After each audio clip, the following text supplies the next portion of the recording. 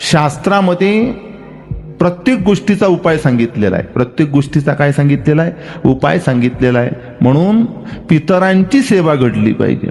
आणि पितर जर अतृप्त असेल तर ते कुठलंही कार्य आपलं परिपूर्ण होऊ देत नाही. आणि बहुतांश लोकांना 80% लोक हे पितृदोषाने बाधित आहे. 80% लोक हे पितृदोषाने बाधित आहे. तुम्हाला आश्चर्य वाटेल, तुमच्या घरामध्ये रोग जर जास्त असतील, तुम्ही लाख डॉक्टरांकडे जा, परंतु मूलतः त्या रोगाला कारण जर कोण असतील तर ते पितृलोकच आहे.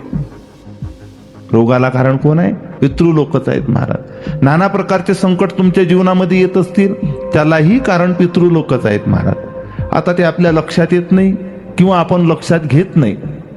म्हणून त्याच्याकरिता विधीपूर्वक श्रीमद भागवत कथेचं आयोजन करावं, नारायण नागबलीचा विधी करावा आणि त्रिपिंडी श्राद्ध करावं. ते खवळतात. अवतीभोवतीचे पितृलोक आपल्याला काय देतात?